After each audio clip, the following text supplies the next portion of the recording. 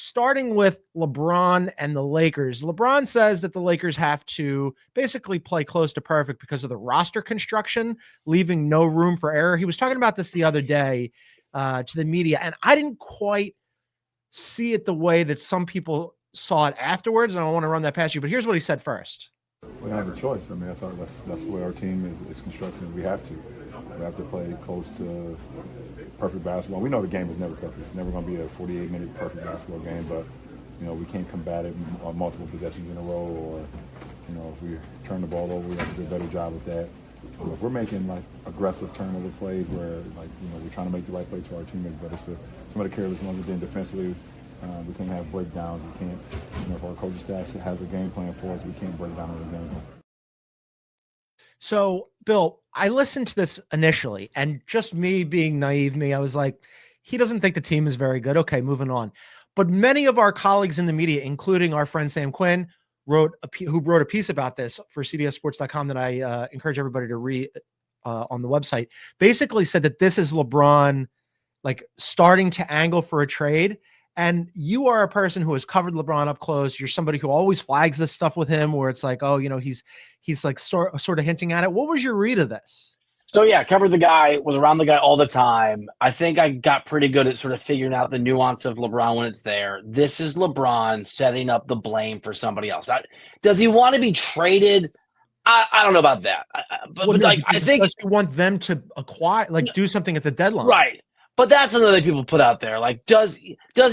Here's the thing. Here's my yes, it is LeBron blaming the front office and saying we're not well constructed. Can I just make this point? And I didn't read Sam's story, so maybe it's in there. B, the gall of a guy calling out the sort of fine line of we're built in the way where we have to be perfect. When I know it was only a second round pick, force the team to draft your unqualified son to play for the team. Like, I just don't want to hear it from LeBron. But to answer your question, this is what LeBron always does. He's passive aggressive. Because the thing is, LeBron James is really smart. Yeah. He's egotistical, which is fine, right? Like, he's so aware of how powerful a microphone is in front of him. He knows everything that he says matters. He uses his microphone, his hand, his not even his social media, his companies that he has, these moments of the media. He knows exactly what he's saying. So, yeah, John, whether it's angling for trades or some people think he wants out, which I think is ridiculous, I think it's more about it's not my fault. When things go wrong, it's not me.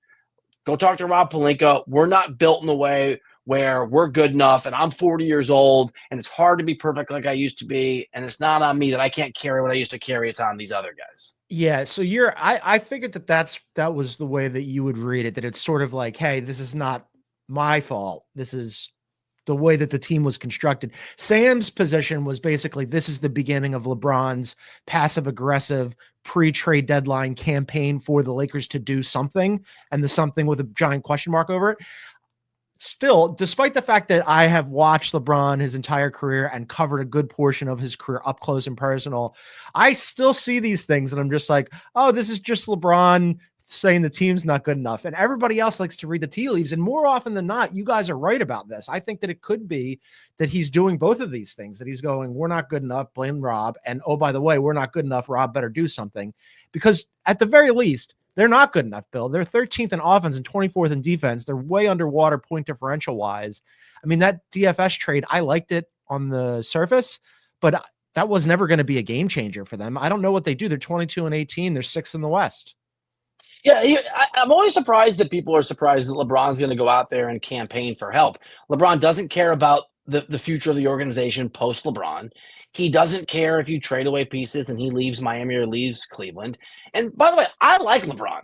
I mean, I wouldn't be on this podcast with you if I hadn't been a beat person, cover him every day for a couple of years. Like, I'm well aware, like a lot of other people, by the way, on that Miami beat, that like being around LeBron is a career enhancer. So don't get it twisted if you're watching or you're listening on YouTube. I like LeBron as a guy. He's a really good guy. But it doesn't change the fact that LeBron's always thought he was the smartest person in the room basketball-wise, that he always was the person pulling strings, whether it was David Griffin or it was trying to pressure Riley in Miami, which is hard to do and part of the reason he left, or it's Pelinka here. So it absolutely is in part he wants help. He doesn't care about draft picks when he's not here. He doesn't care about a post-LeBron transition. And by the way, why the hell should he? He's the best or second best player of all time, and he wants help. But yes, LeBron James does not care about the Los Angeles Lakers' chances of winning whatever year he's not around, 2 years, 3 years, 7, maybe he's a freak and it's 7 years. But I also think but John, I think that's always true. I think this is also just in part because he's a moody, emotional guy. And he's just an emotional guy. His moods run hot and cold, and it really impacts teams. And I think he's pissed off. He doesn't feel like they're very good. He's frustrated. He's probably, like a lot of people as we get older, in more pain than he's used to doing what he does for a living. And I think this does I think it hints a little bit that he's fed up with a basketball team that's not as good as he wants it to be.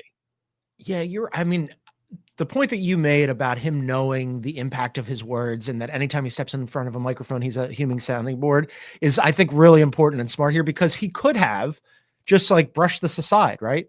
Oh, we're still working on it with DFS and we're going to figure it out. And hey, despite the fact that we haven't played our best basketball yet, we are still a solid playoff team, or, back end of the playoffs, top end of the play in, we'll figure it out. We've got a chance to beat anybody type of, word salad nonsense. But he didn't do that. He very much decided that, I'm going to say something here that is at the very least going to get people who aren't me, I guess, to wonder what he, read between the lines.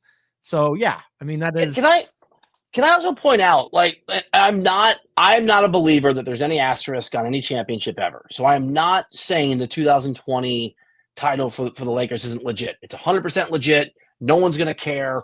But part of the reason they won, John, I think, they built a team that's obviously critically important. They have Anthony Davis, who is durable and healthy, and that hasn't always been a thing in his career, more lately. And 2020 shut the league down, letting Anthony Davis heal, right? It was just long pause, which I think perfectly served the Lakers. My point is, outside of a freak of nature, I'm not sure the Lakers have ever been built by Rob Pelinka under LeBron James as a really capable championship level team. And if you were to go back in time and have an alternate universe where COVID doesn't happen and Anthony Davis has to keep playing games and especially that point of his career, I'm not sure he's healthy all the way through what would have been June. So I'm not sure the Lakers have ever been good enough. And I just think we are closer to LeBron not being able to make up for that. Maybe we're already there in a way that wasn't true before. And so him complaining about what's always been the case, where, by the way, he has massive influence. That GM is not the GM if he doesn't want him to be. Rich Paul, his agent, has a lot of sway within that organization. LeBron, there's the video of LeBron when he was sitting with Jeannie and Jeannie's friend. Jeannie loves LeBron. This idea that LeBron is some passive passenger, a captive in this situation is also, I think, kind of farcical. To the point about Rob Pelinka and what he's built. So they go and get Dorian Finney-Smith, who, again, I like because I think that it's an improvement, because you're getting some. Look, D'Angelo Russell does a lot of things. Playing defense is not one of them. There were multiple times during the season where JJ got so visibly frustrated with him that he yanked him out and ended up moving him from the starting lineup to the bench. So at least you're going to get some effort from him on the defensive end. But producer Aaron points this out, and it's a good thing to point out, that they had that D'Angelo Russell salary at 18 and change that was also an expiring, right, to use that as a major trade chip. And was Dorian Finney-Smith enough that going forward that makes sense? Maybe that was a little premature. Maybe they should have looked for a better deal there. I don't know. The other thing is, I think I am obviously not willing to give Rob Pelinka a lot of grace. I'm not, but this isn't 2021. You can also just have your hands tied in the modern NBA and the way that things work. Different situations, but the Suns don't have a lot of flexibility. And the Warriors, who have some flexibility and have some pieces, haven't been able to find what buttons they can push. And the Heat haven't been able to figure out this Jimmy Butler situation.